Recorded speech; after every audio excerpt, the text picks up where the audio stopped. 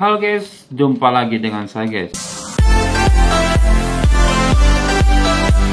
Nah, hari ini saya akan membahas salah satu obat lambung guys.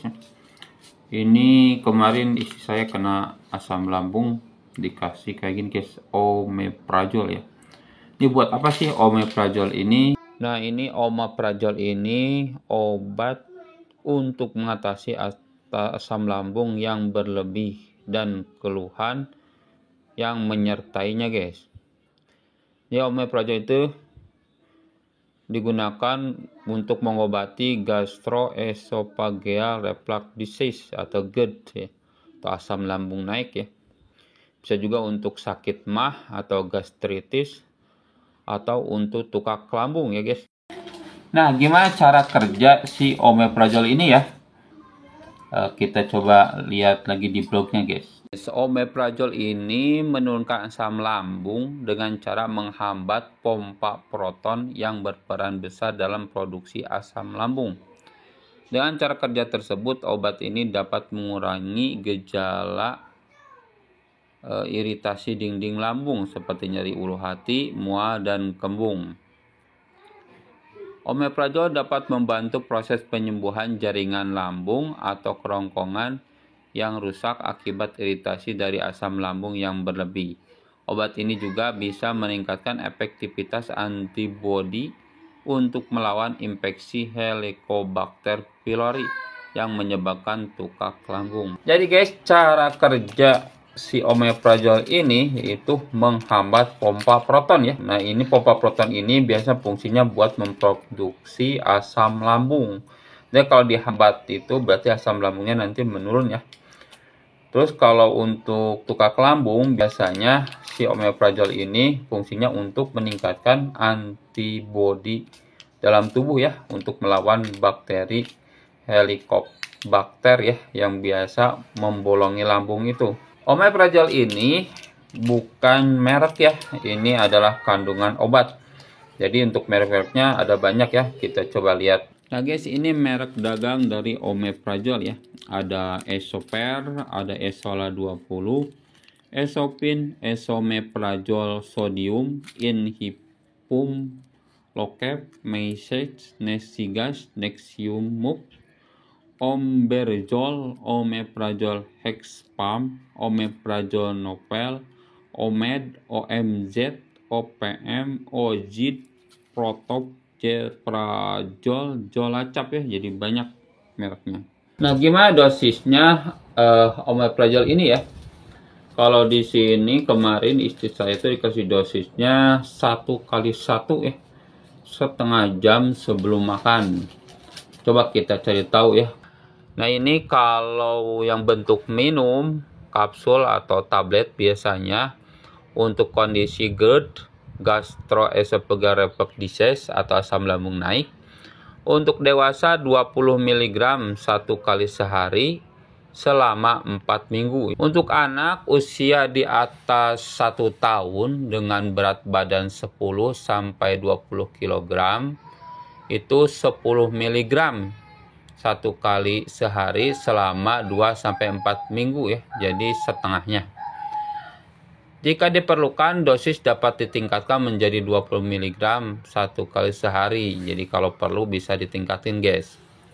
Anak usia di atas 2 tahun dengan berat badan 20 kg lebih itu 20 mg 1 kali sehari selama 2-4 minggu, berarti sama dengan yang dewasa guys. Untuk dosis dapat ditingkatkan menjadi 40 mg 1 kali sehari jika diperlukan. Jadi kalau tambah parah bisa ditambah dosisnya guys.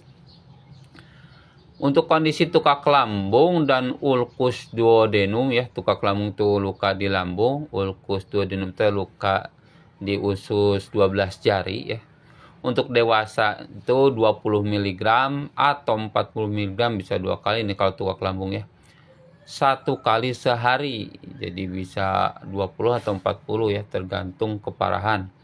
Selama 4 minggu untuk ulkus duodenum dan 8 minggu untuk tukak lambung, jadi tukak lambung lebih lama ya.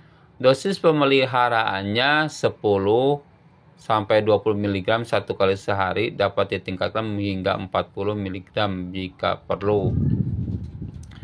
Nah, ini untuk kondisi infeksi Helicobacter pylori ya, yang di badannya ada infeksi, yang itu yang biasanya menyebabkan lambung luka.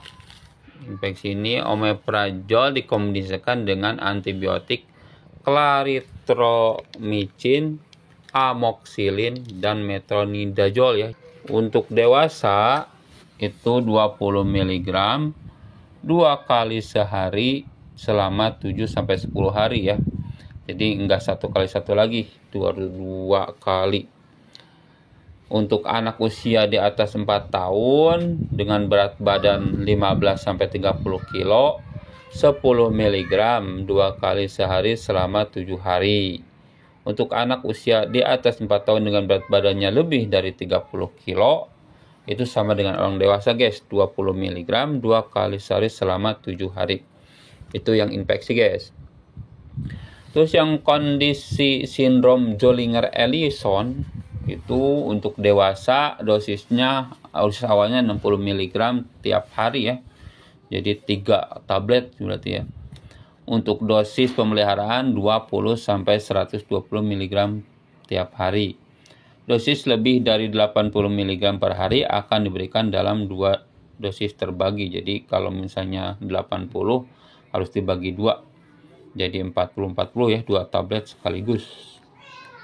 Kondisi tukak lambung terkait penggunaan OAINS ya. Kalau misalnya lambungnya luka karena obat-obatan anti nyeri ya. Ini dewasa 20 mg 1 kali sehari. Sekarang untuk yang bentuk suntik guys, untuk kondisi infeksi Helicobacter, tukak lambung dan ulcus duodenum, GERD, dan tukak lambung yang terkait dengan OAINS, ini segala macam berarti ya. Untuk dewasanya 40 mg 1 kali sehari, jadi tiap hari dikasih langsung 40 mg diberikan oleh infus ya, 20-30 menit. Untuk kondisi sindrom Zollinger-Ellison, dewasa dosisnya dosis awalnya 60 mg tiap hari melalui infus selama 20-30 menit yang disesuaikan dengan respon tubuh pasien. Nah itu guys dosis-dosisnya ya. Kalau untuk asam lambung tadi itu 1 kali 1 hari selama 4 minggu ya. Kalau untuk GERD atau asam lambung naiknya. Nah, gimana cara minumnya guys? Kita lihat lagi ya. Minum omeprazol kapsul sebelum makan, biasanya pada pagi hari ya. Jadi sebelum makan pada pagi hari. Jadi jangan siang, jangan malam ya. Omeprazol ini biasanya diminumnya pagi hari. Terus telan kapsul omeprazol secara utuh dan jangan mengunyah dan menghancurkannya ya. Jadi harus ditelan bulat-bulat guys. Yang ketiga, jika Anda kesulitan menelan, larutkan isi kapsul dengan sesendok makanan lunak, seperti lumatan pisang. Obat yang sudah dicampur dengan makanan tidak boleh disimpan untuk penggunaan pada lain waktu. Jadi bisa pakai pisang guys. Terus bila Anda juga sedang mengkonsumsi sukralfat, minumlah omeprazol setidaknya 30 menit sebelum sukralfat. Jadi kalau misalnya mau dengan sukralfat dikasih jeda guys. Jadi sukralfat dulu, terus setengah jam kemudian baru omeprazol. Jika Anda lupa mengkonsumsi omeprazol, segera minum obat ini begitu ingat. Namun bila waktu minum obat berikutnya sudah dekat, abaikan dosis yang terlewat dan jangan menggandakan dosis selanjutnya. Jadi jangan diganda-gandain dosisnya. Jika menjalani pengobatan jangka panjang dengan omeprazol, Anda mungkin akan diminta untuk melakukan tes darah secara rutin. Hal ini bertujuan untuk mengetahui respon tubuh terhadap obat. Jadi harus ada tes darah guys, kalau sudah kontrol. Simpan omeprazol di tempat bersuhu ruangan, terhindar dari paparan sinar matahari, dan jauhkan obat ini dari jangkauan anak-anak. Nah itu guys cara minumnya ya. Jadi harus diminum utuh-utuh ya sebelum makan dan pagi-pagi ya. Sebelum makan biasanya setengah jam sebelum makan. Kalau misalnya mau dengan sukralfat, ya sukralfat dulu nih. Misalnya jam 6. Nah, setengah jam kemudian, setengah 7-nya baru omeprazol ya. Nanti setengah jam kemudian baru makan. Begitu guys. Nah, ini ada beberapa peringatan ya. Kita lihat apa aja sih peringatannya. Nah, ini guys beberapa peringatannya guys. Yang pertama itu beritahu dokter mengenai riwayat alergi yang Anda miliki ya. Omeprazol tidak boleh digunakan oleh orang yang alergi terhadap obat ini atau obat lain dari golongan penghambat pompa proton seperti esomeprazol dan lansoprazol. Jadi obat omeprazol itu nggak boleh sama orang yang alergi terhadap obat ini ya. Dan golongannya ya. Jadi golongannya itu penghambat pompa proton, biasanya ada esomeprazol, lansoprazol ya, dan lain-lain. Terus yang kedua, informasikan kepada dokter jika Anda pernah atau sedang menderita penyakit hati, penyakit ginjal, lupus, osteoporosis, osteopenia, kejang, kekurangan vitamin B12 atau hipomagnesemia ya. Itu harus diinformasikan dulu ya, biar nggak salah guys. Yang ketiga, konsultasikan ke dokter perihal penggunaan omeprazol pada lansia dan anak-anak untuk mengantisipasi risiko terjadinya efek samping yang serius ya. Terus yang keempat, informasikan kepada dokter perihal penggunaan omeprazol jika Anda hamil, berencana untuk hamil atau sedang menyusui ya. Jadi harus diinformasikan ya, boleh atau enggaknya ya dengan kondisi seperti itu. Terus beritahu dokter jika Anda sedang mengkonsumsi obat HIV yang mengandung rilpirin. Konsultasi juga mengenai penggunaan obat lain termasuk suplemen dan produk herbal untuk mengantisipasi interaksi obat ya. Jadi harus dikonfirmasi ya. Lagi minum apa, takutnya ada interaksi obat. Beritahu dokter bahwa Anda sedang menjalani pengobatan dengan omeprazol sebelum menjalani operasi atau tindakan medis apapun, termasuk endoskopi dan operasi gigi ya. Dia harus kasih tahu dokter, saya lagi minum omeprazol kalau mau di endoskopi atau operasi gigi. Terus yang terakhir, segera temui dokter jika terjadi reaksi alergi obat atau efek samping yang serius setelah menggunakan omeprazol. Nah itu guys beberapa peringatannya, jadi agak banyak ya. Kalau kita lihat itu harus sering mengkonfirmasi ya, lagi minum obat apa, takutnya ada interaksi, lagi punya penyakit apa, takutnya ada apa-apa dengan tubuh kita ya. Nah ini beberapa interaksi obat dengan omeprazol ya. Akan terjadi penurunan efektivitas obat HIV seperti rilpirin dan obat kanker erlotinib ya, kalau digunakan sama dengan obat-obatan tersebut. Terus yang kedua, peningkatan risiko terjadinya hipomagnesemia jika digunakan dengan obat diuretik ya, seperti indapamide, furosemide atau amiloride. Jadi obat antibiotik biasa buat supaya kencing guys. Jadi akan terjadi hipomagnesia atau kekurangan magnesium. Yang ketiga, peningkatan risiko terjadinya efek samping dari tacrolimus dan methotrexate ya, itu juga harus dihindari.